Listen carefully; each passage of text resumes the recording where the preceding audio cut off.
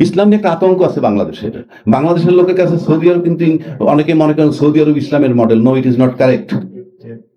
It is not correct, I am telling you.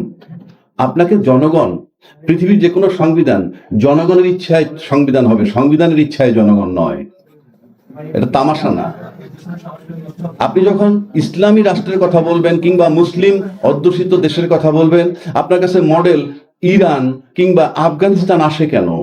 আপনাদের কাছে Indonesia, Malaysia, turkey কেন আসে না? ওই দেশে কি ইসলাম নাই?